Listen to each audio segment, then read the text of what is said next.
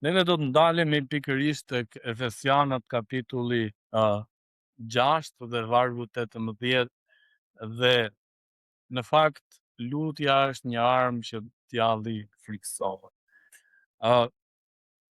Vargu 18 na thot duke lutur gjithnjë me çdo lloj lutje dhe përqërim në frymë dhe duke ndenjur zgjuar për këtë gjë me gjithë këmbgulje dhe përgjërim për të gjithë shenjtarët.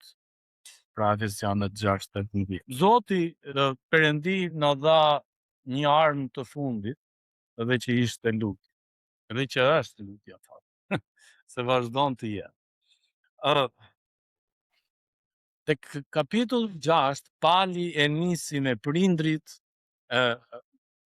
këshilloi prindrit, pra këshilloi fëmijët, këshilloi prindrit, këshilloi shërbëtarët, këshilloi zotërinjt, ata që ishin si themi neve pasanikët ose pronarët ose punëdhënësit, edhe tha vazhdoni, tha dhe jo i hiqni dorë nga kërcënimet, tha, por vazhdoni, tha, edhe kujtoni, tha, që dhe ju keni një Zot. Tani dhe hyn tek pjesa tjetër e kapitullit 6 dhe thot diçka shumë të rëndësishme që është edhe për ne sot. Luftra nuk është midis mishit dhe gjatë, por është midis errësirës së kësaj bote që ka pushtuar njerëzimin, ka pushtuar zemrat e gjithë secilit prej nesh. Po sikur unë mos të vija tot më në kish, ose do vdisja, ose do isha smur, do mblidhesh kisha të dielave që ta adhuronte përsëri Zotin. Është një pyetje që na peshon gjithë secilit prej nesh. Ne duhet të vazhdojmë të marrim përgjegjësinë. Edhe përgjegjësia e gjithë secilit prej nesh është që të kujtojmë diçka shumë të rëndësishme. Është marrëdhënia jonë me Zotin. Që të kuptojmë kush është më i rëndësishmi në kish, neve duhet ta kujtojmë edhe gjithmonë se kjo është arsyeja që neve mblidhemi, është pra Krishti. Dhe një nga sfidat që gjithë secili prej nesh përballet është ja kalojnë stafetën dikujt tjetër, si në familje. Për shembull, mua më ka rënë para se jam i madhi në familje, edhe nëse e don Altin, nëse është Altin. Kjo nuk ka asnjë gjë problem. Nuk është se dikush, ose në këtë rast unë po ankohem edhe po mbije gjithë bafa. Por është diçka tjetër më e rëndësishme që neve, unë besoj që desha t'i ve, si thua, t'i ve pikat mbi i këtij mësimi është që të ndajmë barrat me njëri tjetrin. Edhe diçka shumë interesante që e kam vënë re për një kohë të gjatë tani është që djalli nuk mundohet të pengojë njerëzit me gjëra, me barriera, por na pengon neve me gjëra që mund të jetë të rëndësishme, por ase janë gabim, por jo aq të rëndësishme sa Zoti. Edhe pikërisht na ndodhin që të dielave, se siç neve mundohemi që të mblidhemi dhe të adhurojmë Zotin, ndodh që kemi na dalin punë të ndryshme. Ato janë të rëndësishme, por pyetja është për gjithë secilin prej nesh, a janë këto të rëndësishme, më të rëndësishme se sa Zoti? Të gjithë secili prej nesh ngrihet në mëngjes edhe shkon në punë. Cili është orari zakonisht për të shkuar në punë? 8? Apo 8:00, 9? Pra, e kemi kështu neve, e kemi fikse që në orën 8 ne duhet të jemi atje, duhet paraqitemi atje.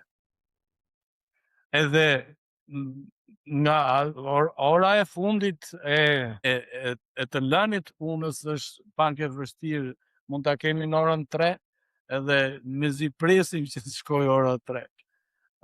Ai zotëria thot, s'ka gjë, bëj edhe i çik të edhe kur kalon ora 3.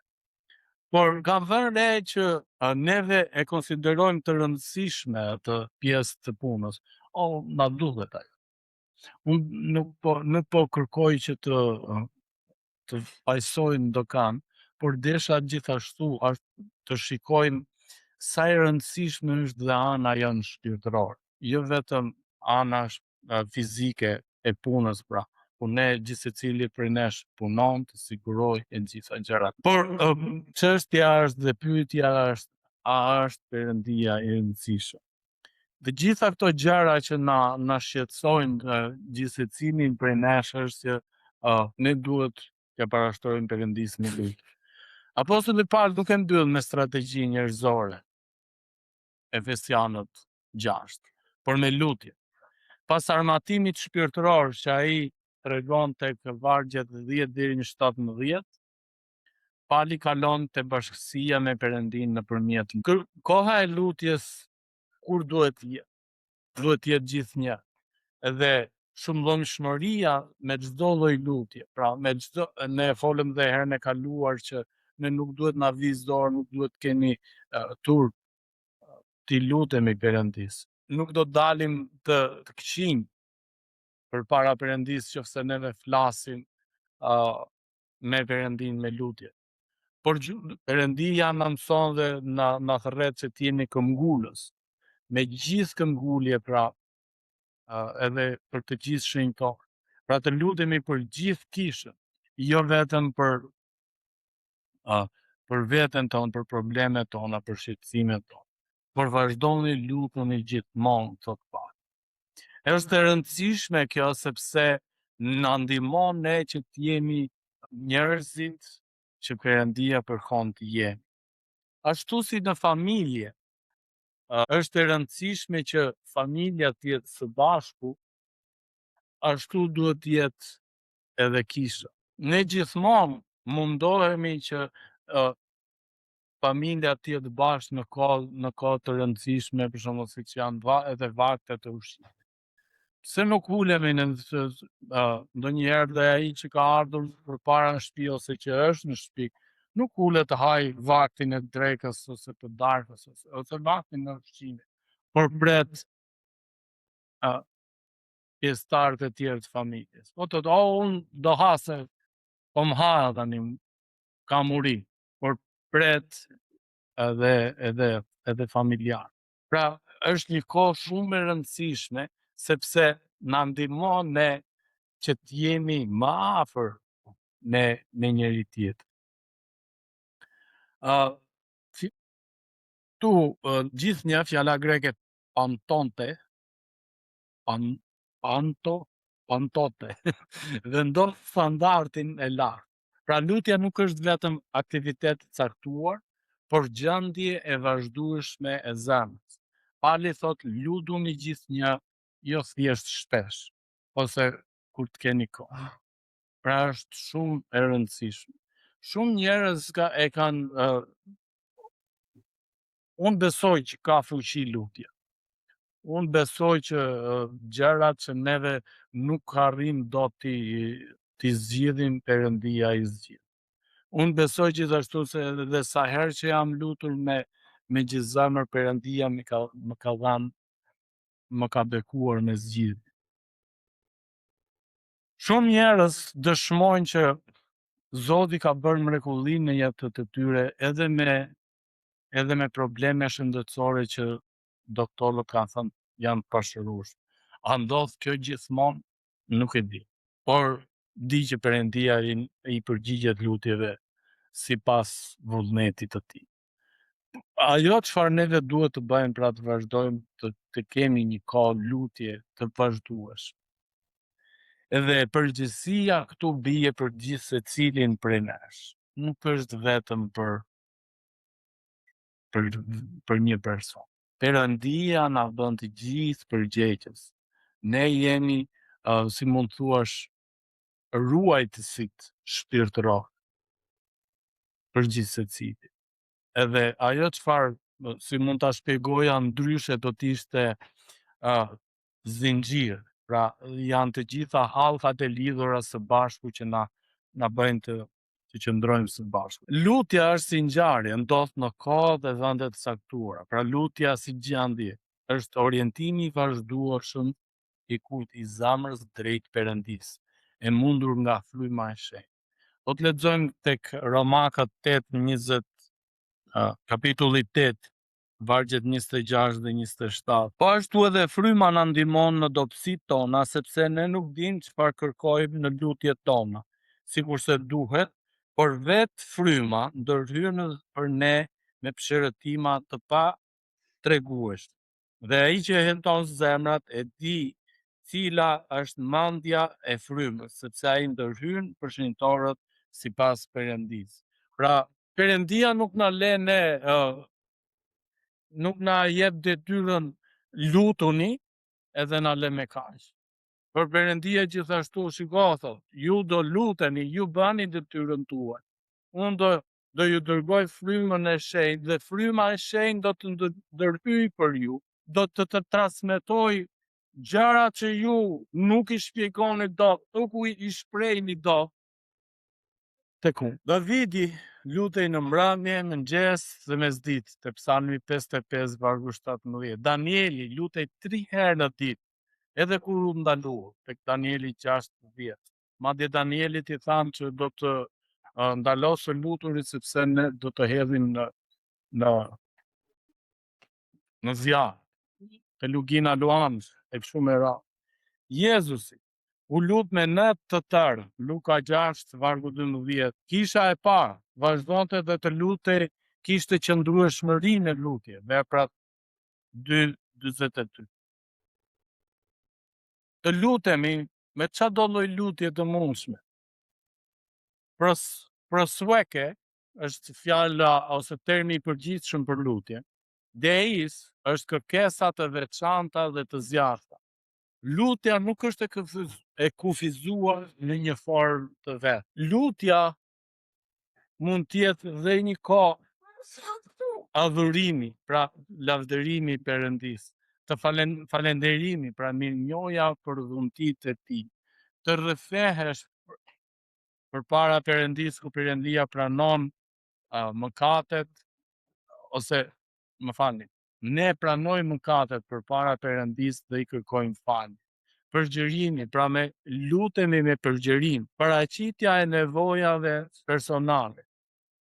Ndërmjetësimi, pra lutja për të tjerë, heshtja, qëndrimi në praninë e tij. Psalmi 150, lutja është lutja e lavdërimit. Psalmi 22, kemi lutjen e vuajtjes. Psalmet janë një nga ato libra që të tregojnë për momentet kyçe në jetën e njeriu, ose pretendohet që shumicën e psalmeve ka shkruar Davidi, pra në jetë, në momente të ndryshme të jetës së tij që ishin kyçe, kur ai ishte për të lavdëruar Perëndin, lavdëroi Perëndin edhe me lutje. Kur ishte duke vuajtur, u lut Perëndis. Kur i kishte besimi, ishte i qetë, pra nuk kishte sulme, ai përsëri lutej. Kur ishte nevoja që të pendohej, ai përsëri lutej. Pra ne të lutemi në frymë, atë që lexuam pak më përpara tek Romakët 8:26 dhe 27, është fryma e shenjtë që ne ndërhyn për ne. Është fryma e shenjtë që i thot Perëndisë kërkesa, vuajtje, shqetësimet, brengat tona, plagot tona, ja thot Perëndisë.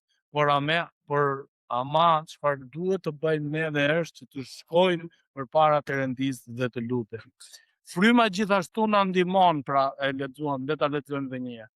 Fryma gjithashtu na ndihmon në dobësinë tonë, sepse ne nuk dimë për çfarë të lutemi siç duhet, por vetë fryma ndërmjetëson për ne me pëshërëtima të patregueshme. Njeriu mund përdor fjalë të bukura dhe megjithatë zemra të jetë larg Perëndisë. Ti nuk mund ta nisësh Perëndin me fjalë të bukura, me shprehje të bukura, edhe të thuash Perëndis, ë? Si ata poetët ose shkrimtarët që zgjedhin fjalë të bukura dhe të goditura për shkrimet e tyre. Jo keni vënë re që sa mekanike janë kur ta drejtuesit tanë dalin edhe flasin me fjalë të mëdhaja edhe i zbukurojnë çfarë qeveria është duke bërë. Ti thua, sa falso që je. Keni vënë re gjithashtu edhe njerëz të ndryshëm kur lavdërojnë njëri tjetrin dhe bëjnë kështu lëvdata dhe ti thua, sa falso që është. Perëndia nuk pret këto gjëra. Lutja në frym nuk është performancë fetare. Ai kërkon për ulësi, ti dorëzohesh dhe të varesh tek Perëndia. Asnjë njeri nuk mund të lutet siç duhet, pa qenë i udhëhequr nga fryma e shenjtë. Lutja në frym është frymarrja reale e zemrës para Perëndisë. Solla shembullin e punës pak më përpara, pse e konsiderojmë neve të rëndësishme, ngrihemi në mëngjes edhe nxitojmë të kapim orarin të shkojmë në punë. Pse nuk ngrihemi ne të kapim orarin nëse do të kemi vendosur orar që të lutemi, që të kalojmë kohë në lutje, të kapim orarin që të lexojmë nga Bibla. Asnjëherë nuk e bëjmë. Të kapim orarin që të shkojmë në adhurim. Asnjëherë nuk e bëjmë.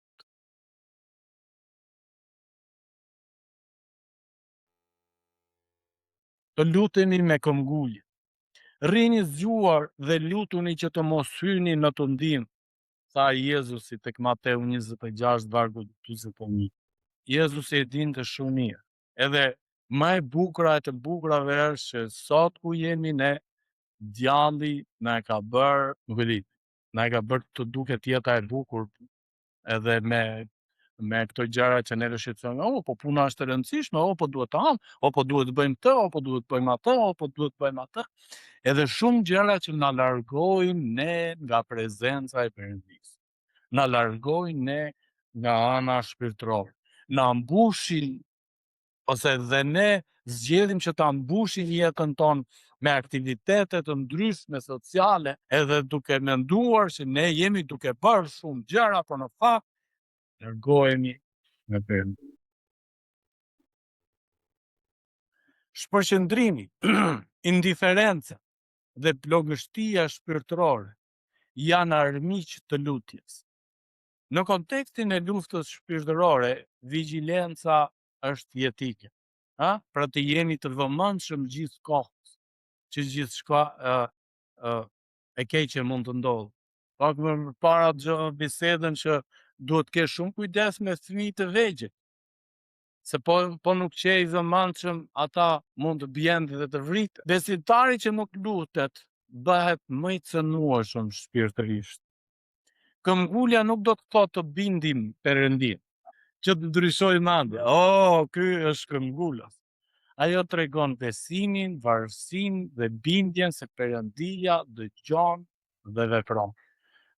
Lutja nuk e ndryshon Perëndin, ajo ndryshon atë që lutet.